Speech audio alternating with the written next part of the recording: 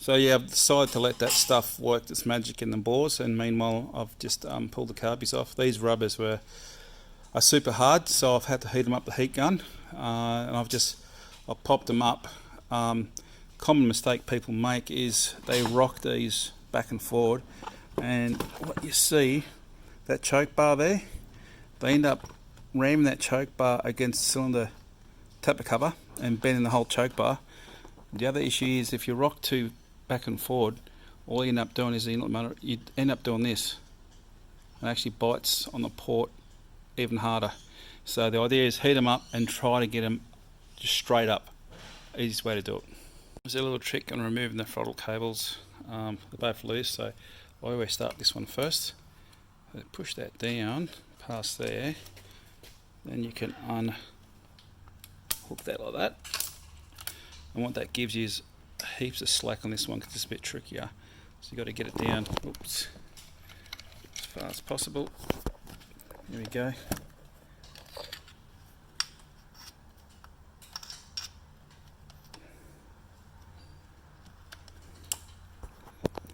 That's it.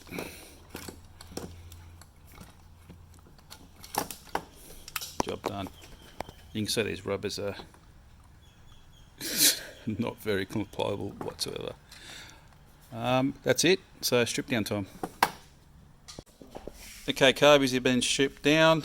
I like to strip them down on these plastic lids from the tubs. That way you've got different compartments for different things. You don't lose things, mix things up. Nice green grunge from Old Fuel. Pretty straightforward strip down. I will be replacing this T-piece O-ring because 9 times out of 10 you put them back on, they start to leak from the O-rings just in here. But yeah, I thought I'd give a quick rundown the state of it there. And also to note, when you bend these tabs back, don't go too crazy because they tend to snap. Just bend them enough just to get the screw out. One of them was really weak, so I actually snapped it off altogether. You don't want that landing in your engine. Alright, that's it. So I've got these carbies cleaned. I've soaked them in parts cleaner, and I've just used different chemicals to get the bodies nice and clean. Come up pretty good. I do this because if I put them straight in the ultrasonic cleaner, all the dirt around the bodies and whatnot just goes through the cleaner, and it's not going to be very effective. I'm just going to try something here. So I've got these bowls here. They're all green and gungy. Just going to try different chemical cleaners. First one is Red 7. This is Jet Degreaser. This is Wheel King.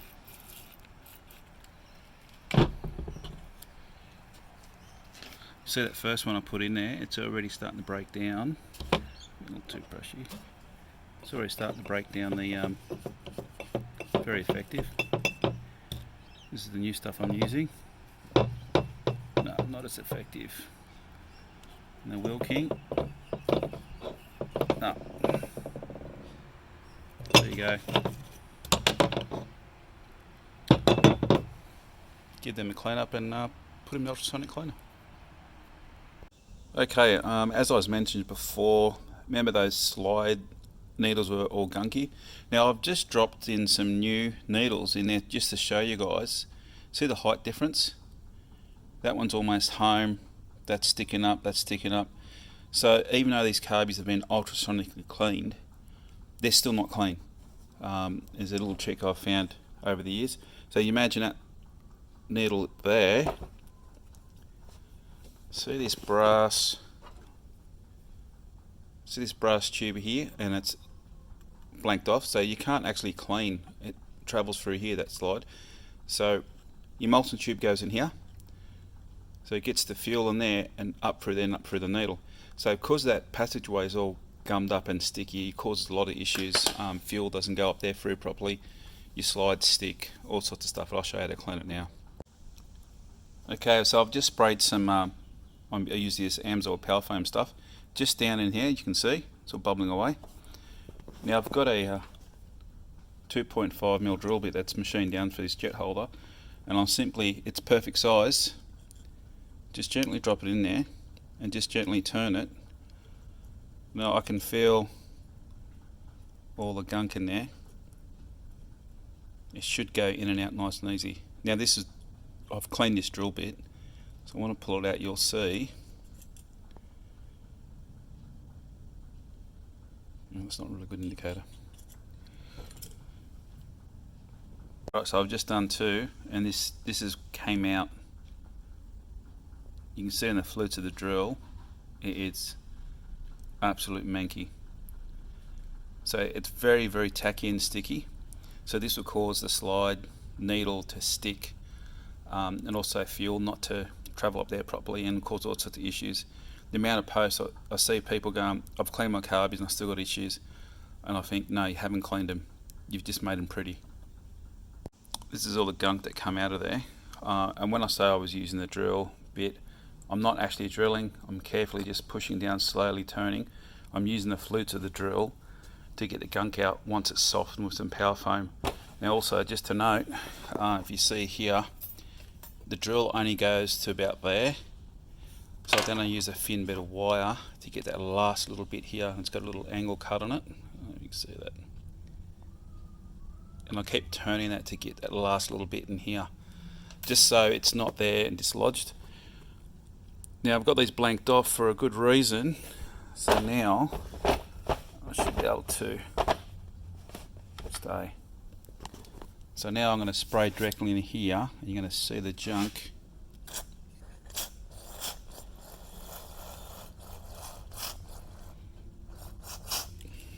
It's coming out of here. Now remember, these carbies were cleaned a few times, and then I actually put them in the ultrasonic cleaner, and there's still gunk coming out of it. Because that little pipe's blocked off, the water can't get all the way through there and it won't do its job. So that's, I'll keep cleaning it, and should be sweet. Well, there you go, there's the difference.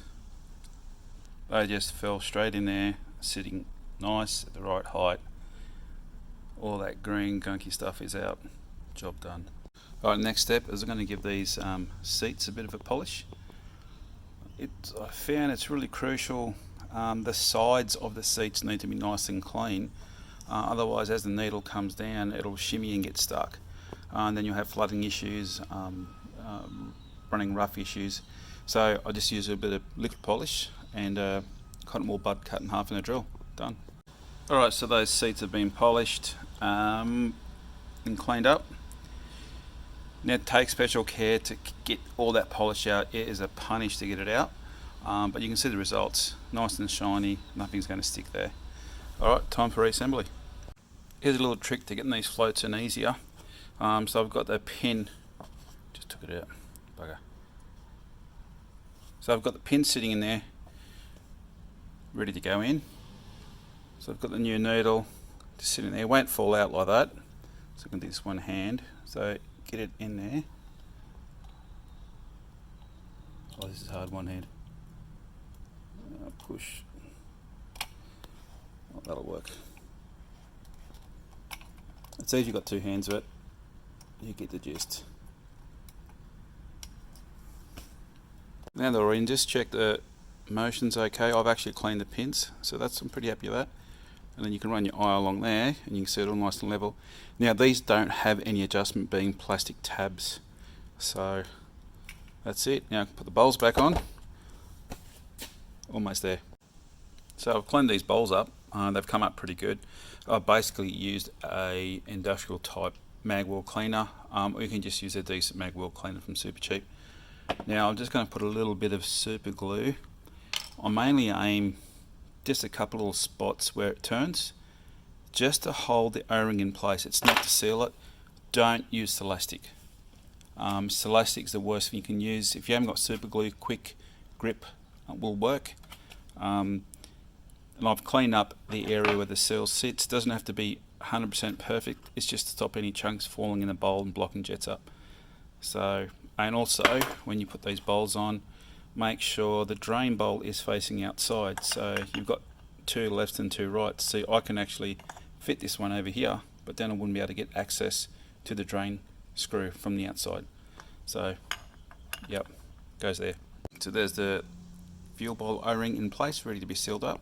Just wanted to mention too, because I'm actually going to have to replace the O-rings in here, I'm going to have to split these carbies in two. Now the trick is, there's a rod that travels right through there to the other end, holds these together. There's another one at the back there, or at the front I should say, top. So what you do, if you actually look in this hole here for the drain screw, you can actually see that rod in there. So I've actually sprayed in each of these bottom screw holes heaps of penetrine to help release, because there's some dowels, metal dowels that hold these aluminium bodies together, and they corrode and sometimes make it really hard to split them. I'm just putting in the mixture screws in. I find it easier, the carby sitting like that. That's one of the last things I do. So it goes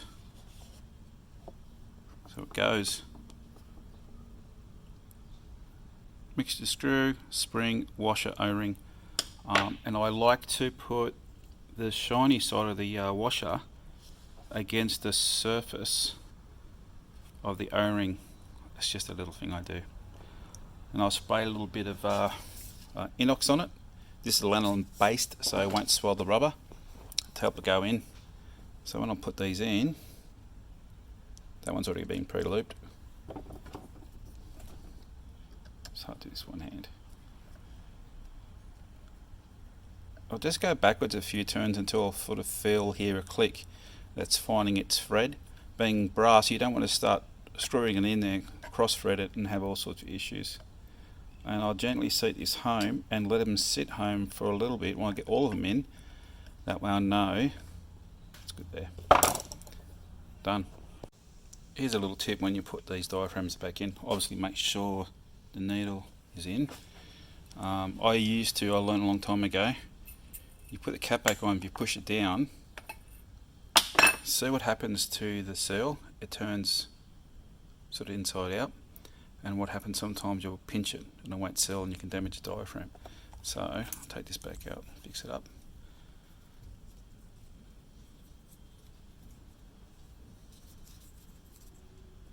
Alright, so we're back to the start again. So I've got my finger in here and I push this down about there. And what I do, I'm not going to film this. Alright, just bear with me. So I've got my finger in there holding it and the camera. So now I can put the cap on it. Even when the spring pressure is applied, it can't move down and turn inside out. Now I've got pressure on the cap.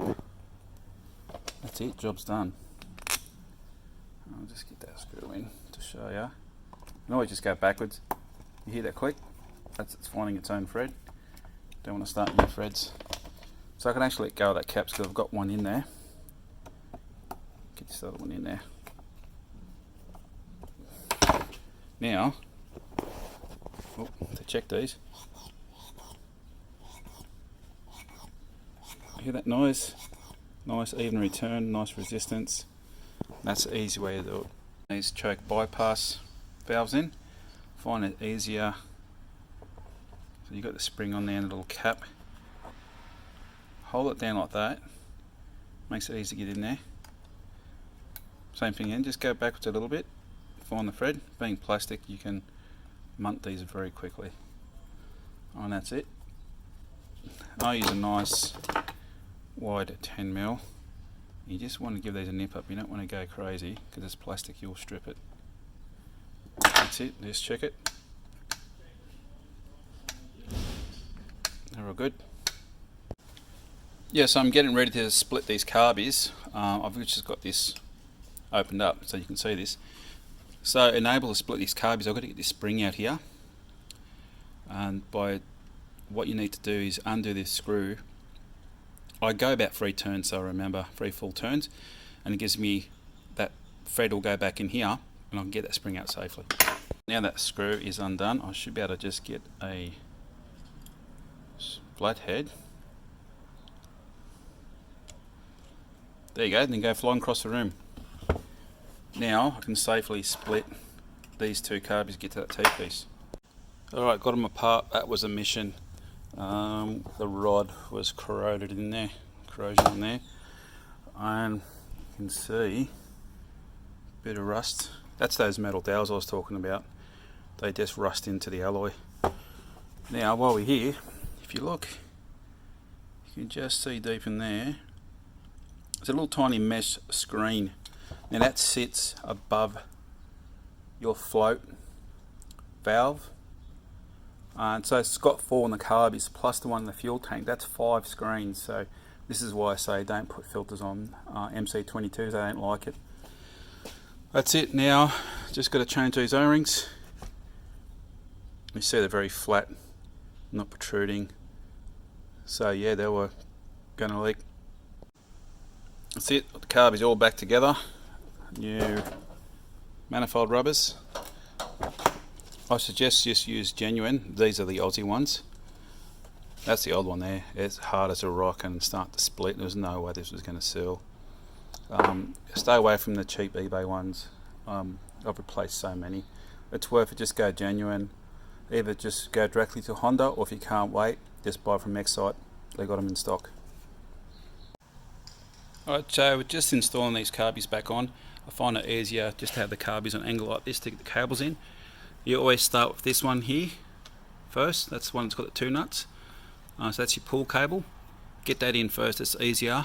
Leave it loose, then put the push cable on, lock that first, and then adjust this so you've got at least that many in free play, and check it snaps back, because you've still got a finer adjustment up here to get any free play out.